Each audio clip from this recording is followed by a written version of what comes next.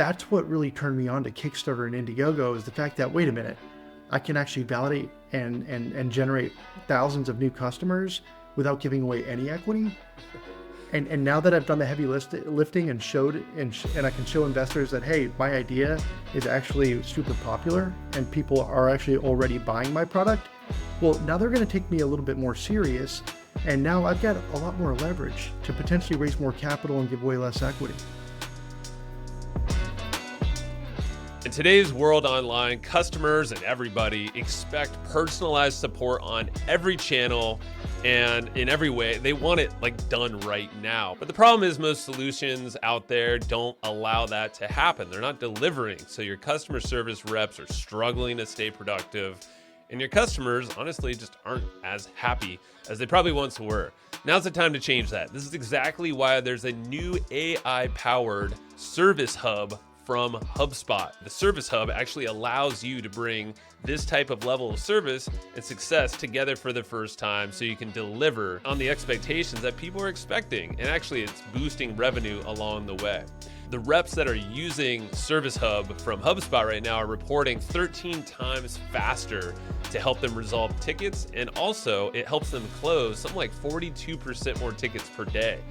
So that basically means that you're also retaining people at a much higher rate. They're saying more than 80%. Not only that, you're getting this full 360 view of your customers in this smart CRM that basically helps and supports you in the marketing, sales, and service delivery and success of your team, but also making the experience much better for your customer, which boosts your revenue and your business growth.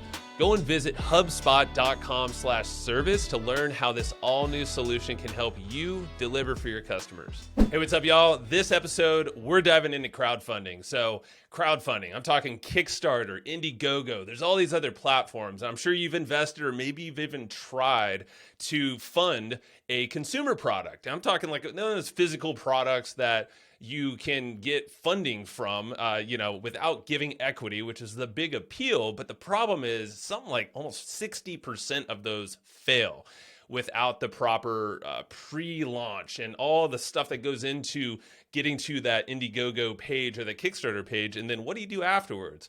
Will Ford from LaunchBoom is on the podcast today, breaking down what the model is that he's doing for the last, I think it's over 10 years, over 2,000 plus clients. This guy is getting funding for his clients within 14 minutes.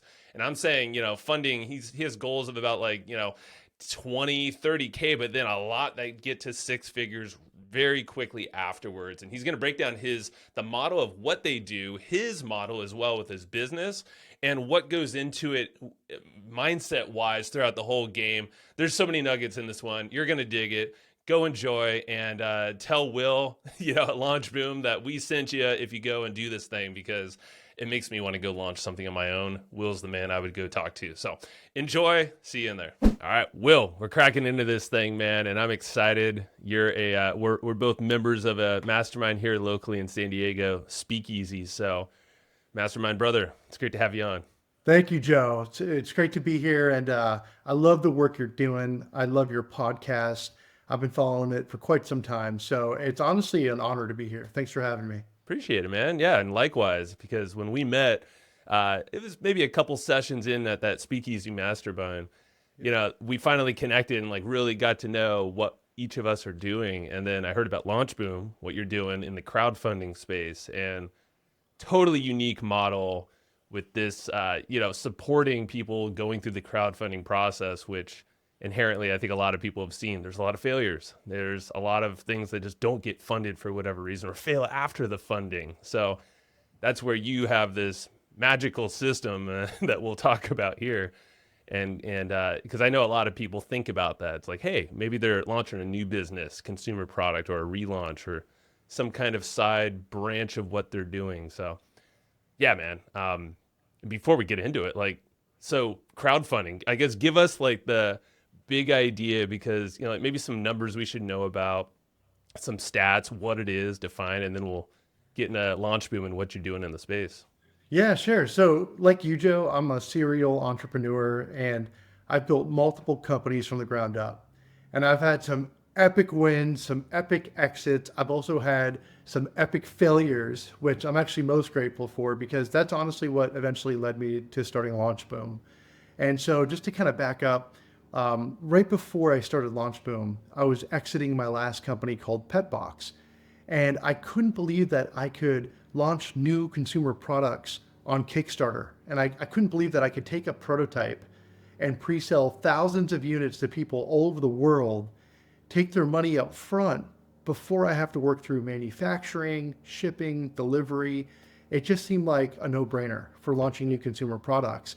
Because prior to Kickstarter, I was doing it the old-fashioned traditional way where I would come up with a product idea, I would work through manufacturing, and I'd try to stomach placing the largest volume manufacturing order possible so I could get that best price break available with economies of scale.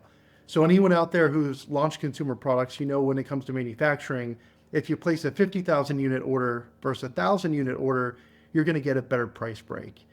And you're going to be able to significantly improve your profit margins as a result. So before crowdfunding, I would try to place the largest volume order possible, and then I'd try to come up with the most clever marketing strategy with launching that product. And then I better be right, because if I wasn't right, now I'm stuck with a bunch of product I can't move. In most cases, I've already placed a 50% deposit down on that manufacturing order. And I've been there before too, and that's a scary place to be as an entrepreneur, especially when you're launching a new product. So that's what initially kind of made me gravitate towards Kickstarter, is the fact that you could take a prototype and you could literally pre-sell thousands of units to people all over the world. And then you have all the time in the world after that campaign to work through manufacturing and to deliver the best possible experience to those backers with much less headache, much less risk. When I first started launching products on Kickstarter, my idea from the beginning, and it still remains the same today, was, hey, why not take a few months to kind of stack the deck in my favor by building a hyper-focused audience ready to buy, so that when I go to Kickstarter, I can more or less control the outcome and at least get my campaign successfully funded, and then use that early success to really kind of like game the algorithm of Kickstarter, so that now once they see all this traffic coming into their platform and converting really, really well, now they're like, wow, this is a popular project. We should start promoting it. And so once you get Kickstarter to put your project on their, top landing page, and they start to promote you in their newsletters, you start to gain massive amounts of organic traffic. And so the whole, point with LaunchBoom and what we do here within crowdfunding is, let's set up the deal before we launch. In essence, today, we basically pre-sell the pre-sale on Kickstarter. Then I'll explain more about how that works in a moment. And then once we have a big enough audience ready to buy, now let's go live on Kickstarter. Let's set a low funding goal that we control, that we know we can hit. And then let's get Kickstarter to do the rest of the work and push and promote it, so that now we can tap into their tens of millions of unique visitors and generate 6 or 7 figures in pre-sales. Well, dude, and this is where, so a perfect case study, because I was going to ask you, this is one of my questions, but then you make it pretty obvious on your LinkedIn, and this was just posted, almost a week ago at the time of this recording. Western Rise being I'm assuming one of your clients, they raised over $100,000. Their ask, or I guess the goal was $20K. So to your point, I was just like, holy moly. And there's still like 20 days left on the campaign. I'm like, that doesn't happen much, unless there's a smart campaign going into it. Yeah, so that's exactly how we do it. So a lot of people that I talk to every day from all over the world that are looking to launch their new product, and everyone has the same goals and questions. They're always like, Will, how do I raise $1 million in pre-sales on Kickstarter? How much money do I have to spend to do that? And, how much should I sell my product for? And for the most part, I always tell everyone that comes into LaunchBoom, like, less than 0.1% of all Kickstarter campaigns actually breach 7 figures. Wow. Most of our campaigns will do 6 figures, almost all of them. We do obviously have a lot of campaigns every year that do 7 figures just because of our sheer volume of campaigns.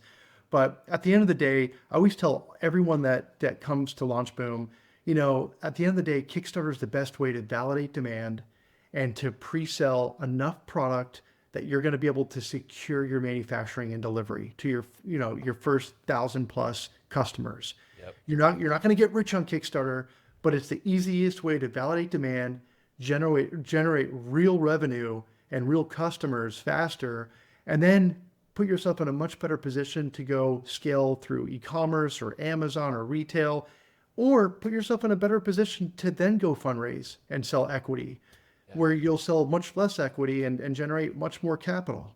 That's true, because at that point you've already done, honestly, the legwork that most people would probably start with, right? On the seed funding and all that stuff in the early days. And it's like, no, you have the customers, you have all this data already, people that have committed, even if it's a low level at a reservation. I'm kind of hinting to part of your process that I've read about. But it's like all of this matters to investors, and you have more leverage as that product owner later in the game. Yeah, I mean, that's initially what got me so excited about Kickstarter and Indiegogo in the first place is, as an entrepreneur, I have raised millions of dollars from angel investors, VCs, through convertible notes. And I always did that, when I had a great business idea and I needed capital to then take my idea and make it real. And in doing that, what I realized is that I was usually valuing my business too low. I was giving away too much equity too early. And that's what really turned me on to Kickstarter and Indiegogo, is the fact that, wait a minute, I can actually validate and generate thousands of new customers without giving away any equity. And now that I've done the heavy lifting and and I can show investors that, hey, my idea is actually super popular and people are actually already buying my product. Well, now they're going to take me a little bit more serious. And now I've got a lot more leverage to potentially raise more capital and give away less equity.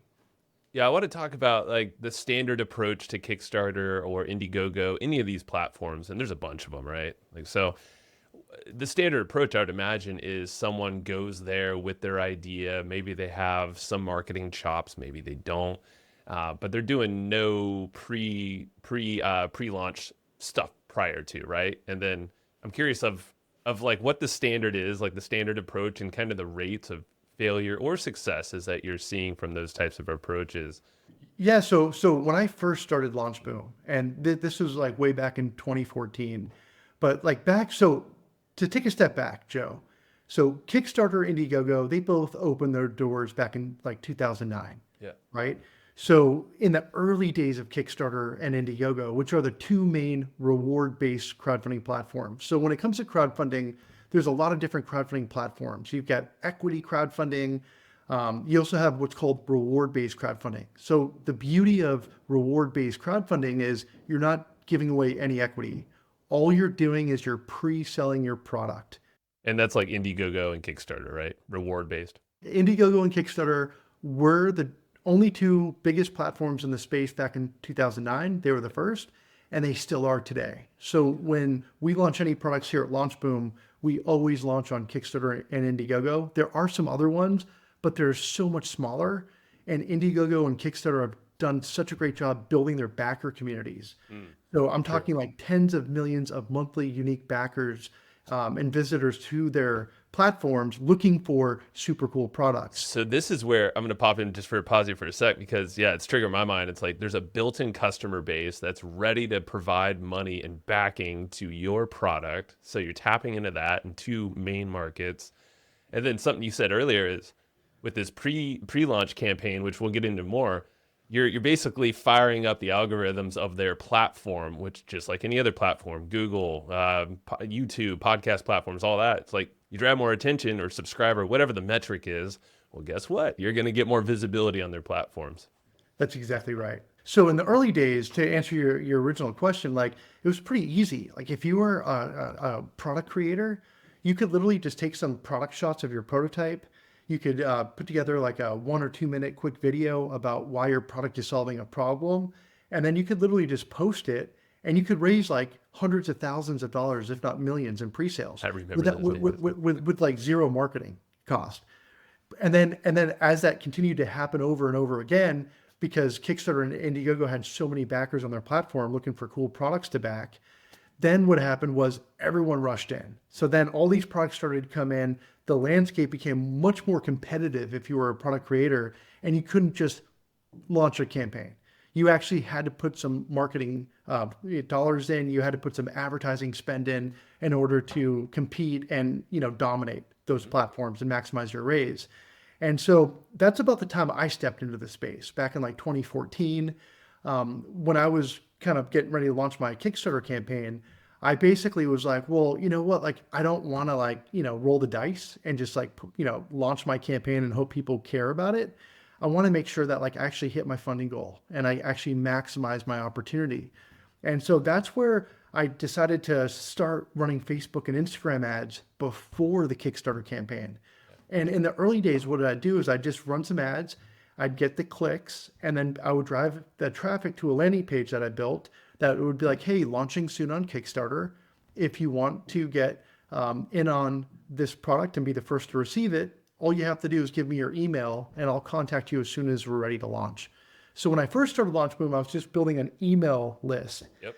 And then my average conversion was like 4% on that email list. And was there any other bonus associated with it, or is it just like you're going to be the first to know? It was basically just like, you're the first to know. That's how I started. Yep. Right. And then something funny happened. Elon Musk decided to launch the Tesla truck.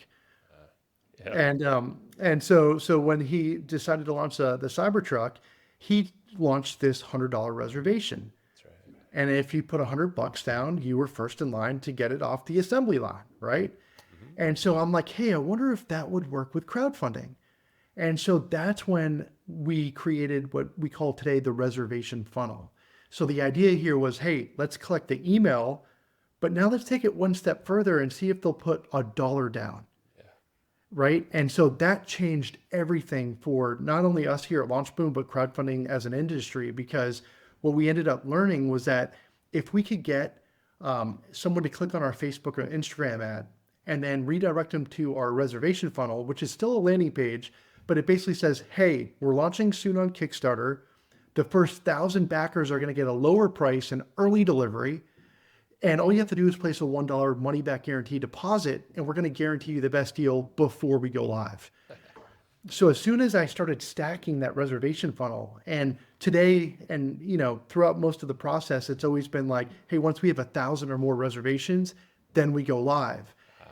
The most amazing part of the reservation funnel is that it's the most engaged audience you can create to support any launch, and we get a massive conversion. So Joe, today and literally over the last, several years, our average conversion rates on the reservation funnel is 30% or higher. He's awesome. So now, Joe, this is why it makes it so much easier for me to control the outcome for all my clients.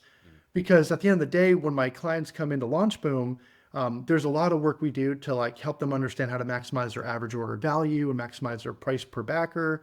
And I'll get into that more here in a minute. Sure. But then there's more opportunity to really help kind of build a super engaged audience through the reservation funnel.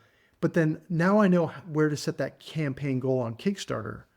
So for example, if we have 1,000 reservations, and if you're selling a new product, Joe, for let's just say average order value $100, well, I know that minimum I'm going to get 300 or more sales off my work, my pre-launch efforts. So I'm going to set your campaign goal on Kickstarter to $30,000. Aha, okay.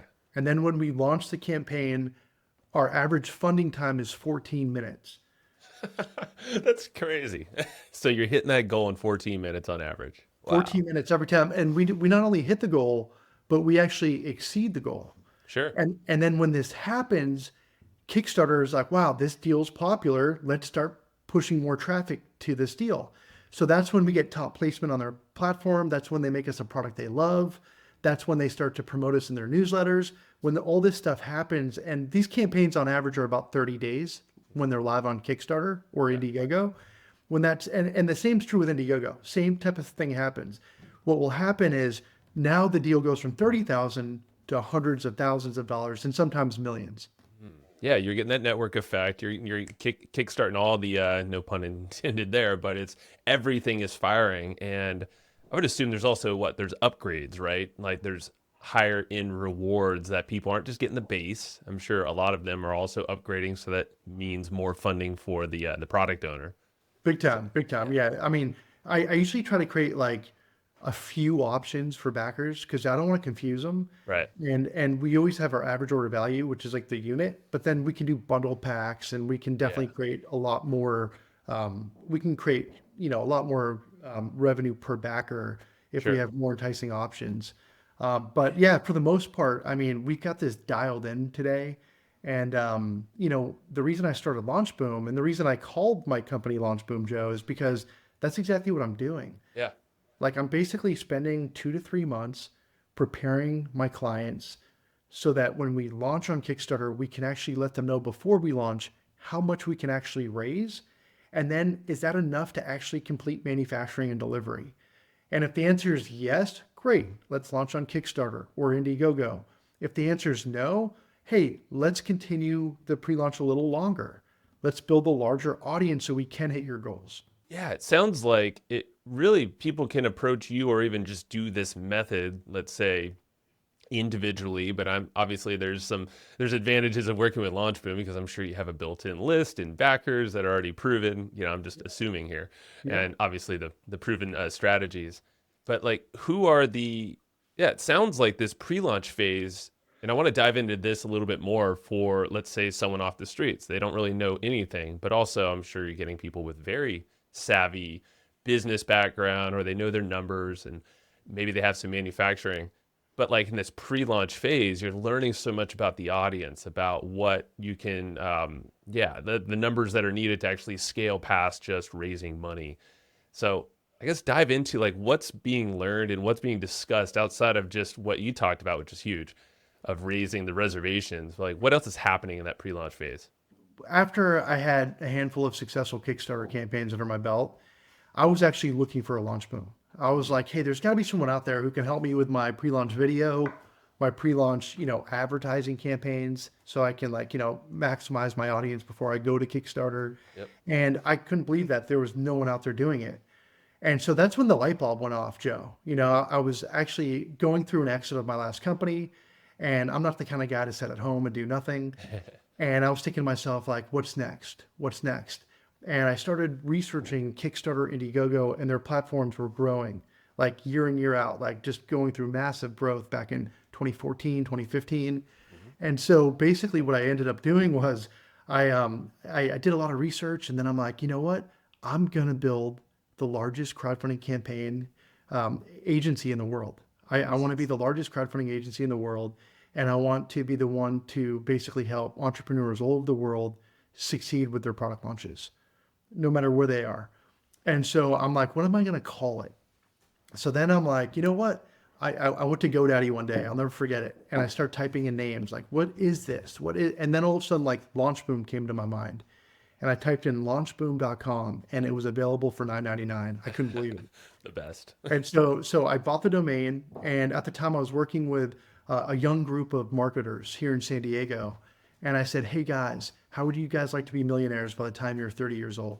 And they're like, Will, that sounds great. I'm like, I have an idea. We're going to build the world's largest crowdfunding agency. We're going to call it LaunchBoom. But all we're going to do is crowdfunding. So we're not going to do any other marketing projects. We're just going to stay focused on crowdfunding campaigns. And they said, Will, let's do it. So I ended up partnering with these super smart, awesome marketers that were really young at the time. And LaunchBoom was born.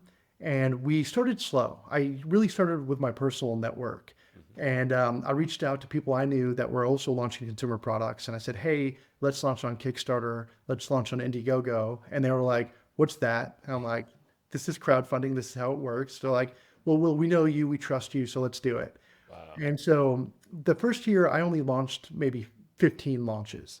That's pretty sizable. I mean, that's more than one a month. I mean, you're getting some data in. Yeah. Yeah, it was great. So I started small and I also self-funded it. So this was the first company I've never raised investment from investors outside of me and my partners currently. So it's all self-funded. So I was like, I'm going to start this slow and I'm going to figure this out as we learn. And so I launched 15 successful campaigns in 2015. And in 2015, all of them did over six figures, if not a lot more than that. And so then in 2016, I took my data and my case studies and I flew up to Indiegogo's office in San Francisco. Yeah. And I said, hey guys, like this is who we are at LaunchBoom. This is what we do. This is why our campaigns do much better outcomes than if they just go in, with no pre-launch work done. Yeah. And they said, well, this is great. We're focused right now on building our backer community, and we don't really have any resources focused on supporting the entrepreneur. So we'll just make you a preferred partner, and we'll just direct anyone who's not ready to launch to your team. Ah, smart, man. Integrations. Okay. So I said, that's awesome. That's exactly why I'm here. Great. So right behind that, I went to Brooklyn, New York, and I met with Kickstarter's team. I had this same conversation. And I said, Kickstarter, this is why my deals are doing so much more, funding on your platform. It's called pre-launch. This is what I do. And they said, we're looking at growing our backer community so we can have even more successful raises. And we're not doing anything with pre-launch, so we'll send that to you. So as soon as that happened, Joe, like the avalanche of lead gen just opened up, and I started getting all my business directly from the platforms. Dude, it's brilliant. And I want to like pause on how important that actually is right now, because that's integrating into it's right to the mother lode. Like, it's like right where you want to direct people to. It's where the money's at. They're the backer communities, Kickstarter, Indiegogo, but now you're becoming that preferred partner, and you're becoming resourceful and valuable to them. It's obviously their agenda was to grow their internal database of backers, which helps their company grow because it's reliable, predictable, of course, scalable for them. And now here you are, you're like, yeah, that's also for me too. I'm just solving a different thing. Yeah, no, it was risky, to be honest, looking back on it in hindsight, just because they could have having those conversations with them. Yeah, because I was still so early, and I knew it was a risk, but I knew it was the only way I was going to get more qualified deal flow for my team. And so it was risky because they could have easily been like, hey, Will, great idea. We're going to go ahead and compete with you now. Good point. Yeah, that is the flip side. Yeah, and you're like, oh, shoot, crushed from day one kind of thing. And I knew that going into it, but I was like, you know what? Like, I got to do this now before someone else does. Yep. And I'm so glad I did, looking back on it, because it allowed me to go from 15 deals in 2015 to 100 deals in 2016. I'm going to pause the episode really fast and shout out another show that's on the podcast network over at HubSpot. It's the audio destination for business professionals. This is Mistakes That Made Me. It's hosted by Iman Ismail. She is interviewing successful business owners and talking about, hey, what are those mistakes? What are the failures? What are the things that you hate to talk about that we can all learn from? I mean, like, let's be honest. Do you like to talk about your mistakes? Probably not. Well, that's what she's talking about. And it's going to be there. It is there waiting for you to listen so you can learn from those lessons and learn how to get past them or navigate around those big boulders on your own journey to success. So go listen to Mistakes That Made Me wherever you get your podcasts.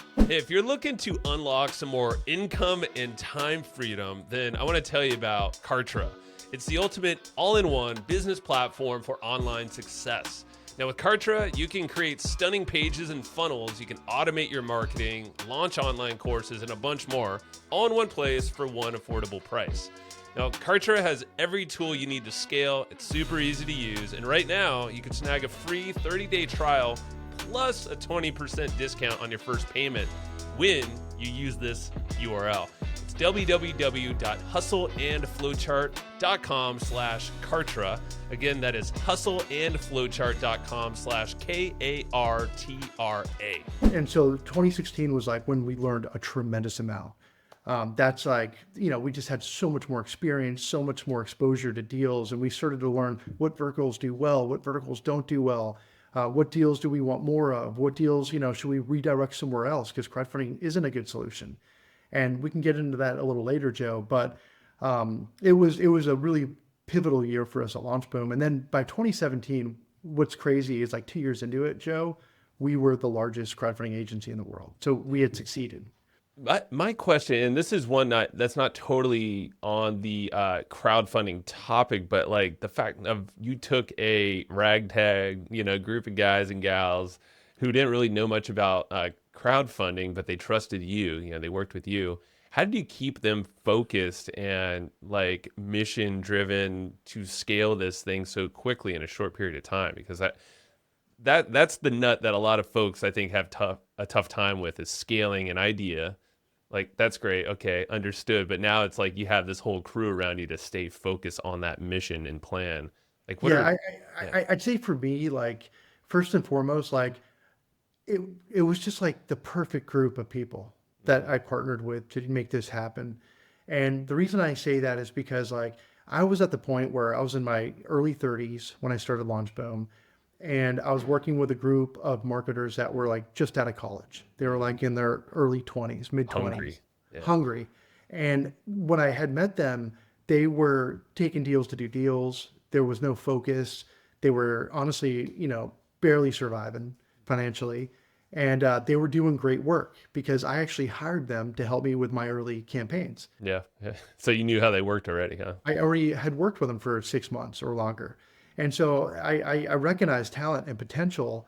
And, at that point, we had a lot of trust and respect in working with each other just because we had been working with each other on my successful launches. Yeah. And so, when I sat down, with my business partner today, Mark Pacoda, who is now CEO of LaunchBoom, and I've always been president of LaunchBoom. We've always been partners on this thing. But when I sat down with him, I said, "Hey, Mark, I think there's something so much bigger here. But if we do this together, we can't just do videos to do videos, and we can't just build websites to build websites. We only do crowdfunding projects, and we have to be very focused, because if we stay focused, we're going to win. Yes. Because we are the best marketers in this space based on what I'm saying, because there's no one there at the time." And so he's like, "Will, this makes a lot of sense. Let's do this." And so I'd say finding the right group of people that were open to being coached and mentored, and also like the fact that we had the trust and that relationship in place made it easier to kind of get it started. But then the proof is in the pudding. As soon as we started having win after win after win, it was fun, man. Yeah. Like we used to, like in the early days when we had our office in San Diego, we had a little office on the beach in Pacific Beach. Cool. We would have launch parties. And it was fun. Like as soon as we'd hit that crowdfunding button on Kickstarter and would go live, we'd see all the funds come rushing in. Our clients would be in the office with us partying. Oh, that's cool. So you're probably getting that whole, it's just a great vibe. Hopefully some videos capturing of the moment too. Totally, man. So like that was like the proof in the pudding. So like we'd put all this work and effort into the pre-launch, would have a party, would launch it, would see all the funds coming in from all over the world on Kickstarter or Indiegogo, depending upon the platform we launched on. And then from there, it was like, when's the next one? You know what I mean? Gets addicting, yeah. And then we go from 2015 to 2016, and now we've got these, preferred partnerships with Indiegogo and Kickstarter, and we've got even more lead gen coming in. We're having launches going live every single week. It was just like this like energy I can't even begin to articulate, but it was super, super positive. Morale was super, super high, still is. And that's honestly what really powered us through that, like not only like scale phase, but like just like kept us excited and wanting to wake up in the morning to go to work. I could hear I could hear the excitement in your voice just because I've been in those launch environments, and you see the funds coming in or whatever that thing is, the metric, but especially crowdfunding. I mean, like you have a straight up goal that we're all watching, like hit refresh, right? But I heard, it's camaraderie like that. It's the environment. Obviously focus, I think, is the biggest piece there. It's so easy to get distracted, but like crowdfunding and getting very clear on that, and then just stacking your wins. I mean, that compounds everything for you. And Joe, and then like the other piece I haven't talked about yet is being open and wanting to learn, right? Because like this space we were pioneering, like what we are doing and were doing back then had never been done before. So I needed a group and a team that was really wanting to learn, excited to learn. So literally like I'd have people on my team say, "Hey, Will, I think we could do it better this way. There's a Facebook conference coming up in San Francisco. Like, can you fly me up there? I'd really like to go learn more about, how we can get better returns on our ad spend." And I'd be like, absolutely. So like, I always encourage my team to continue to stay hungry to learn. And I always encourage, I always make that, top of mind too for myself, because that's where the innovation really lies, is not just getting comfortable with, okay, hey, now our system works. Let's just keep like selling more and more deals. That's not it. It's like, hey, how do we make this more fun and even more lucrative for creators all over the world? Yeah. And that's been our story for the last decade. So we create this reservation funnel. we revolutionize the industry, right? We go through massive growth. We have tons of success as an agency. And then all of a sudden this crazy thing called the pandemic happens. And to be honest, Joe, like when the pandemic first happened, I was a little freaked out because I'm like, oh shit. I was like, oh shit, I'm screwed because people are going to want to put food on their table for their family, and they're not going to want to back a project that they might not receive for 12 months. So I was scared going into the pandemic. I was like, oh no, like everything we just worked towards these last, 5-6 years is now down the drain. And I really thought crowdfunding was going to be dead. And fortunately, Joe, I was wrong. And I'm so happy I was wrong because what happened was more and more people were working from home. The government dished out all this money, and True. people were spending more time on social media. Yeah. So we actually were generating the biggest campaigns. We went through the biggest growth spurt I ever dreamed of. And I ended up going from like pre-pandemic, like 25 employees, up until the end of 2021, I had just under 100 employees. Dude, you did the opposite of basically everyone else. And I never would have guessed it. I really thought we were going to be in trouble, but we learned a lot and we worked on thousands of product launches. I mean, it was awesome. But then end of 2021, something happened, Joe. It got to a point where I had a heart-to-heart with my business partner, Mark. And I'm like, Mark, I don't think I'd hire LaunchBoom to launch my new product on Oh, wow. Kickstarter. And he's like, why? And I'm like, it's too expensive, the agency model. I'm like, there's got to be a better way where instead of just working with funded startups, because you had to have money to work with me as an agency, because we were white gloved, would do it all for you.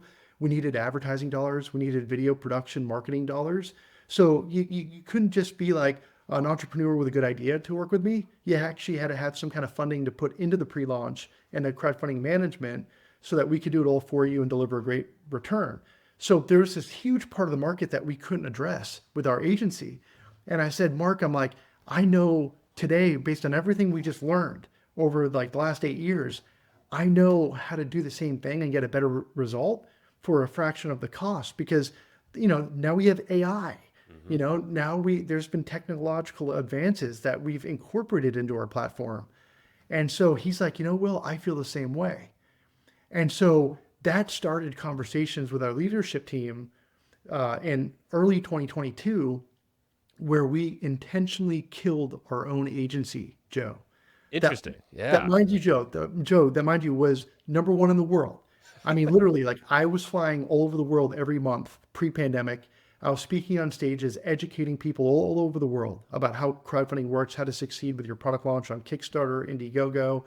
And then I decided to kill my own agency. Wow. Yeah, that takes some balls for one, but also it sounds like you're living what you're preaching right now, which is like, don't be stagnant. Don't assume that this is the model forever. And you're also looking out for, I would say, more impact, right? Like not just a small group of people that can launch and afford you in your team, but now you really want to scale. I have a lot of questions here. It's like, how did you do that? You mentioned AI. I mean, I guess how long ago was this when you killed your agency? So Joe, it's honestly the craziest move I've ever made professionally. Like I said, we are the number one agency in the world. You search on Google, crowdfunding, Kickstarter, Indiegogo, we're going to pop up top 3 every time. We have all the traffic. We have happy clients. And then I make a decision with my leadership team. I just say, hey guys, there has to be a better way. We should be able to improve our model so we can make it even more affordable. So now we can support everybody, not just the funded startups, but also the underfunded startups. And we can do that by pivoting away from agency and leaning in on a coaching consulting platform where we elevate our tech so that now we can plug in AI and we can actually make it more fun, even less risky. And now we can support more product creators worldwide. And so it took us about 6 months to kind of really think through and build out this new business model because it's totally different from an agency model. Oh, yeah. And so we took 6 months mapping it out. We had daily calls on it, really making sure we fleshed it out before we actually kill our agency. Good move. Right. I needed to make sure that if this was going to happen, it was going to work. And then July 2022, we made the pivot and we became a coaching consulting platform with elevated tech, and We also have 10 million backer emails in our database that have backed one or more of our products over the last decade that now we can actually share with our clients today so that we can help them get lookalike audiences and significantly reduce their ad cost to build those large pre-launch audiences. So now LaunchBoom, let's call it LaunchBoom 2.0, is now we're no longer an agency. This is July 2022. We're only focused on this coaching consulting platform. And, in all honesty, like we spent the second half of 2022 kind of upgrading the tech, making sure our clients were having a positive experience, having a great experience, making sure that we added the right people on the team to make that possible. And then in January 2023, that was like our first full year using this new model. Yeah. And it was the best year of my life. What did you learn? Like what were some big differences right out the gate that you learned?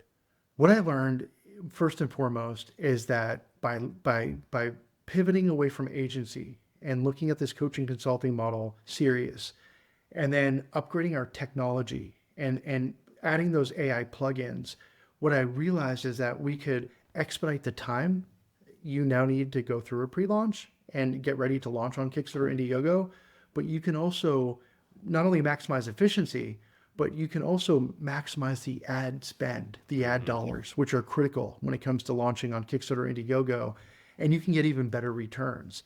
Also, what I realized is that you don't need an agency. So for example, the way it works today, let's just say, Joe, you sign up with me today. You're like, Will, I'm working with LaunchBoom. We're going to launch my new product. I want to say, hell yeah, Joe, let's go.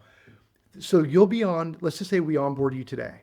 You'll be on an onboarding call with my onboarding expert here at LaunchBoom, and you might be on that call with 10 or 20 other new clients that are being onboarded today. Okay, group session. I like. So what it is, it's a one-to-many model. And the beauty in this is that you're going to learn from each other's questions.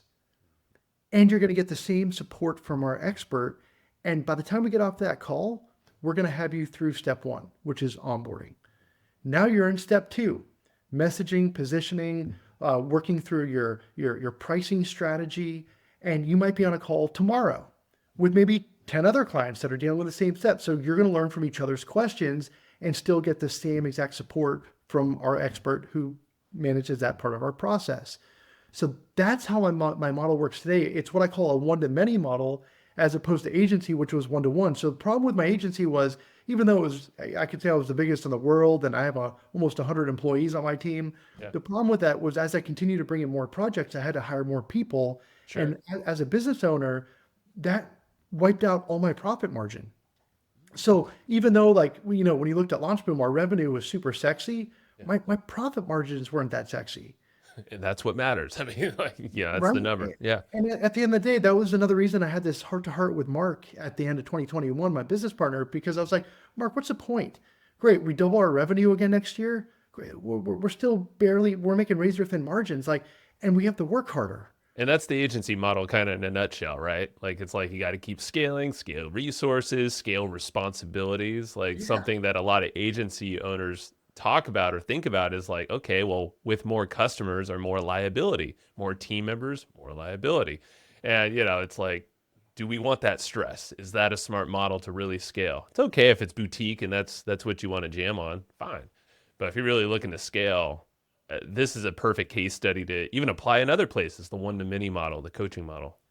And there are other nuances with the agency model too. It's like when you're an agency, you're doing all the work for the client. So if anything goes wrong, it's my fault, right? And so the beauty of this coaching consulting model is that it's a do it with you model. Our clients have to invest their time too, but our clients want to because they need to learn about the market research. They need to learn about their customer profile. They need to learn how to maximize their ad spend. And the beauty of the do it with you model is that now we can serve more clients. I was able to literally drop my cost for my agency. My agency model used to be like 50,000 minimum. Half that would be ad spend, half that would be marketing. And then I'd take 10% commission off the gross crowdfunding campaign. That was my model, right? The beauty of today is all my programs are basically under 10 grand. And and they're getting the full thing. And they get the full thing. It's actually better today than it was as an agency because I've got more data they can use. Oh yeah. And my tech is way slicker than it was back during my agency days. And at the end of the day, I take no commission. Interesting. So it's all purely on the coaching and one-to-many model. Interesting. That's it. And now guess what? My client has more meat on the bone. Yeah. So at the And end you're in it for them, like with them. They're not thinking, okay, because that's the whole thing with crowdfunding. It's like, I don't have to give away money early days. It's like, that's their money. So you're like, look at the bag of cash you just got from this whole one-to-many thing. and now as an entrepreneur, which is what we are, Joe, now think about them. It's like, great. Now they've completed Kickstarter. Now they have more money to reinvest into their continued growth and development, right? Because at the end of the day, people aren't crowdfunding just to launch. People want to build a profitable business, and crowdfunding is the smartest way to do that product launch. And honestly, it really is. If you're not crowdfunding and you're listening to this, you should be crowdfunding, guys.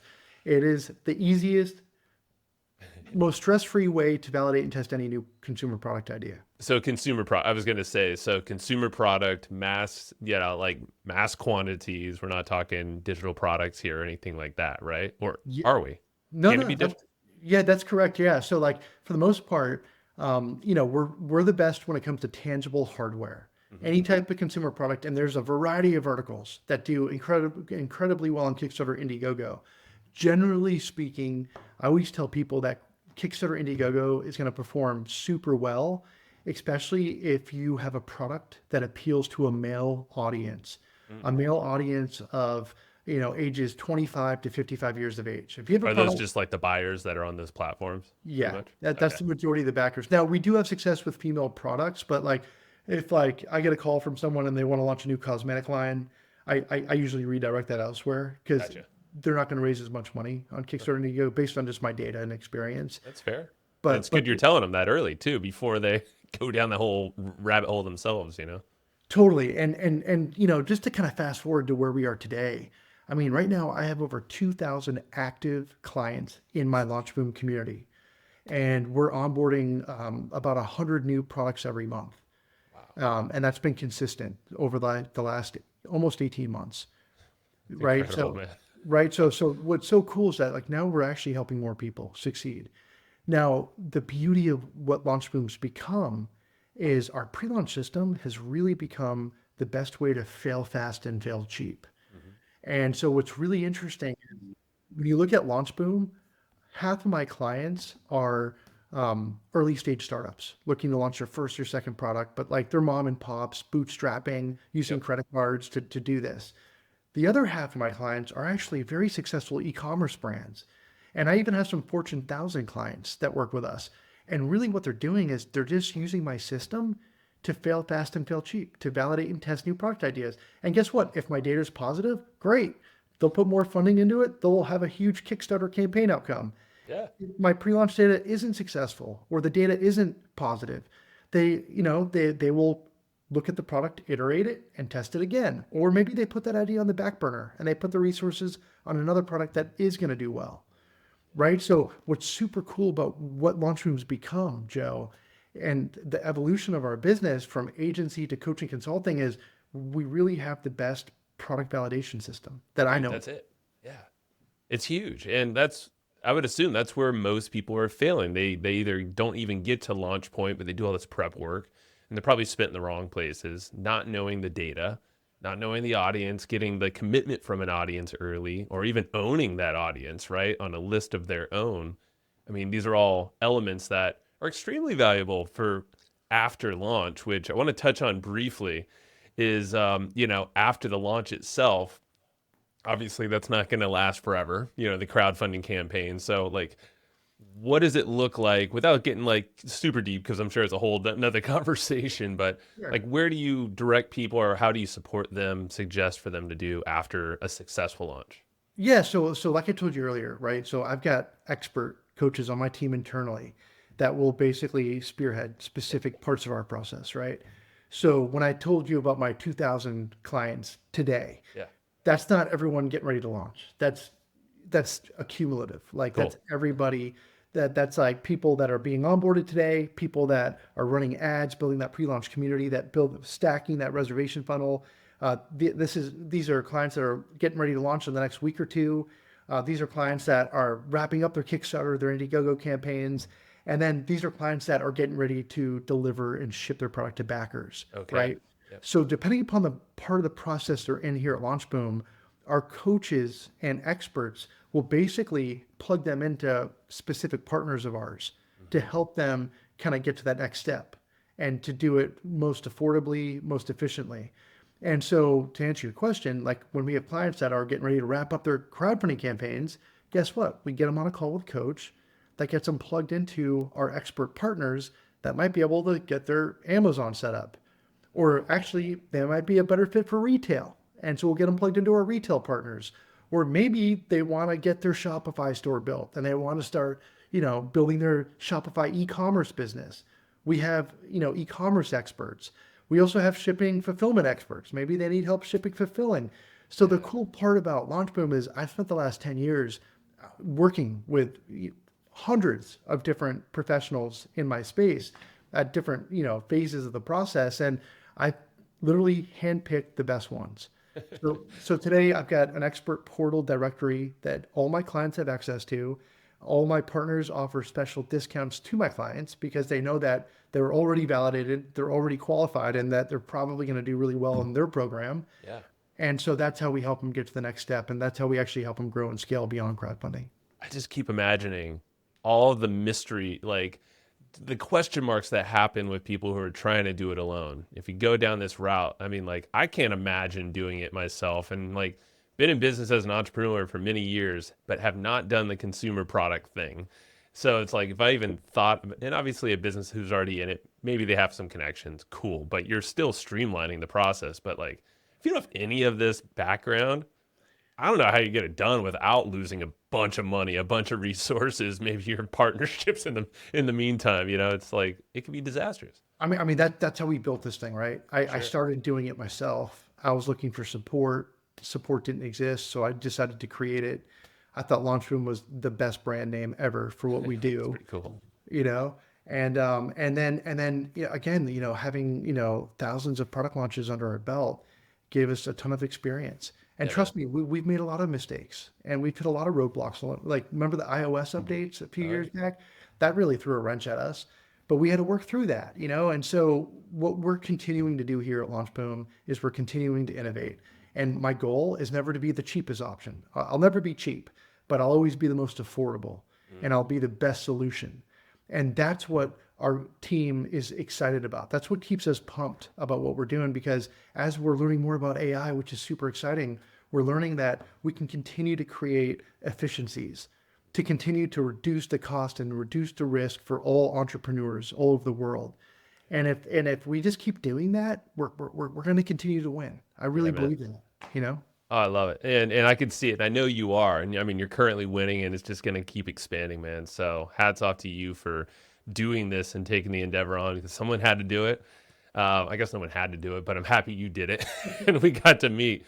And kind of a wrap up question here is more for you to leave us with some kind of insight, like what, because I want to get into like what, obviously you're very enthusiastic, you're focused, you've done the work. Like what's kept you in the game to stay focused and motivated as an entrepreneur for so long? And you obviously said you can't sit still in your house after an exit and stuff like that. Most people maybe haven't had an exit yet, but like what's the mind game or something that just keeps you focused and driven as you are now? Yeah, no, great question, Joe. I mean, just to kind of wrap this up, like I genuinely, at the end of the day, like I get energized by helping people. I like to help people. And what I love about what I do at LaunchBoom, it's the first time in my career that I've built a global business. So I literally today, and I get goosebumps telling you this, I get to wake up every day and I get to help people all over the world take their dreams and actually make them real businesses. And on another episode, Joe, I can tell you story after story about so many of my clients that came to me having never launched a product, and we took them through our system. We had a huge Kickstarter Indiegogo campaign outcome, and they ended up exiting for hundreds of millions of dollars. Oh man, that's cool. And just to be a big part of that, and to be able to have the opportunity to do that for people, honestly, that keeps me pumped up, that keeps me energized, and I don't even feel like I'm working anymore, man. See, that's the key right there. It's you're building this impact into your life, and you obviously it doesn't feel like work. You're doing No, it, and it just gets better and better. it's awesome. And to be honest, like I can't see what we end up launching tomorrow. I mean, I peeked at some of the products you're launching, and I want pretty much every single one of them. So I'm like, you're doing something right. Oh, that's another funny story too. So like when I first started LaunchBoom, as we went through like that growth in 2016, Yeah, all my clients are sending me samples and prototypes to my house. And I my figured wife, as much. and my wife's like, Will, this has to stop. Like we don't have any room. There's no more room for more boxes. And so, it was kind of like being a kid in a toy store, Yeah. I figured as much. I was like, man, there's some cool benefits as being the one, like you're just testing all these products, but just like your wife, my wife, she's like, let's get it out, stop the boxes, you need your own place. Like, So now I just redirect those deliveries to like my campaign managers, smart. my Yeah. insurance, and they're all having a blast testing out the products, There you go. Oh, Will, man, this has been a pleasure. I figured this is how it'd go because this is how our chats have been, but I'm happy we got to get some focus time together outside of the mastermind where it's kind of a whole group thing. So keep doing the good work, man, and I would love to have you back again, maybe in another year or so when you learn a whole boatload of more things. Cool. And keep sharing the fun. So thank you so much. Check out launchboom.com, everyone. Anywhere else that you want to direct people to? Follow it? Honestly, just go to LaunchBoom. We have the most free education in the space, and you'll get a really good idea, if not most of your questions answered there. And then if you want to talk to anyone, if you want to learn more, you can actually schedule a call with a human being, not an AI machine, but you can actually talk to a human being on my team if you are super interested or getting ready to launch that next awesome product idea. Right on. Go do it, y'all. All right, Will. Appreciate you, man. Thank All you. right, Joe. Thank you, man. Have a great day, man. You too.